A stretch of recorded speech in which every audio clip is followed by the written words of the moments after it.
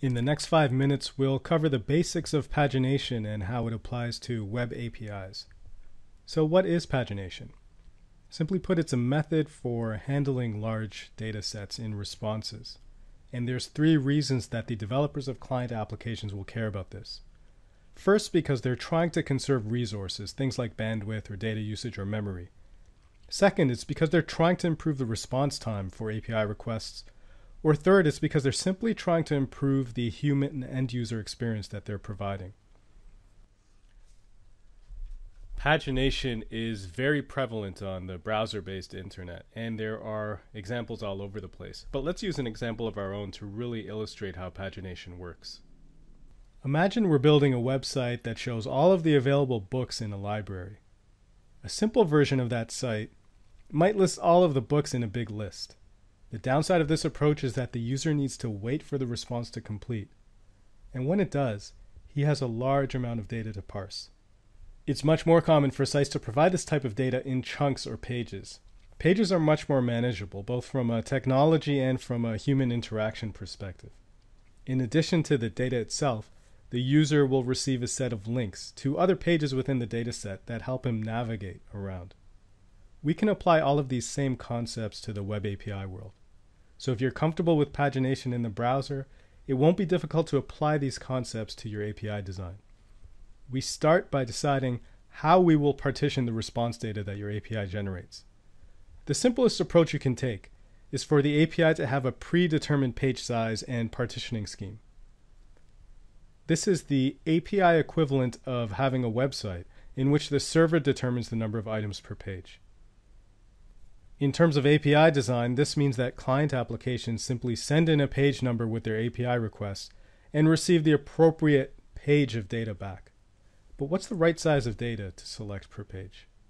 Figuring that out for a diverse set of client applications can be tough because the answer will be dependent on many factors, including the platform that the app is deployed on, the user experience that the application is trying to project, and even the type of network that the app is using to make its calls.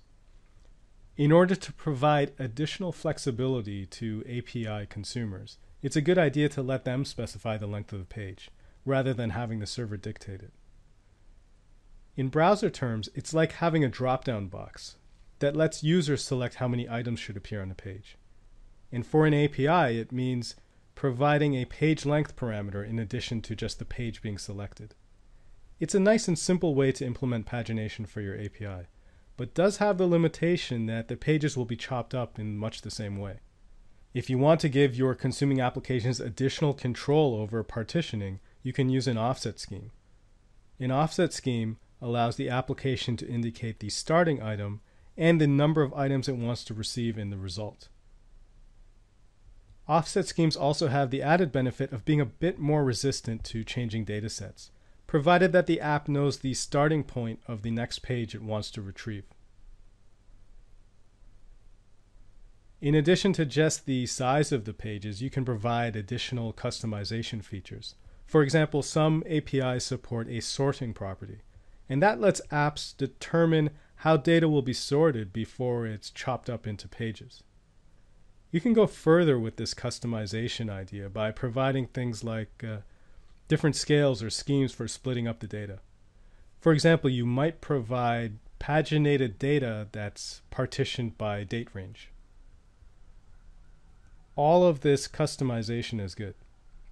But what happens if a user requests a page and doesn't provide any pagination instructions? What we don't want to do is send back the entire dataset in that case. The best approach is to use default values in the absence of any page instructions. Effectively, what we're doing is mixing 2 styles. When an application doesn't provide any pagination instructions, we let the server dictate page size. We also provide pagination request properties so that applications can customize the pagination method to meet their own requirements. Just like human users, applications using your API will need a way to navigate through these pages. And to make navigation easier, you need to provide metadata with each paged response. This includes things like the number of pages or items available, the last time the dataset was updated, or maybe an e-tag indicating if the data has been changed, as well as the current location within the dataset. In addition to that basic data, providing hyperlinks to other pages within the dataset will make it much easier for consumer applications to navigate through your API. In particular, it means they won't have to construct their own URLs or calculate their own offsets. When making these links, don't forget to take advantage of existing naming standards. Use words like prev and next for your rel attributes, as these will be very familiar to developers and will make the interface feel simpler. So let's wrap this episode up. Pagination is a useful way of splitting up large data sets. Just like the web, nowadays developers expect APIs to provide paginations for collections of data. When designing your pagination API, remember to define how the data will be partitioned, support default values, and provide navigational elements in responses.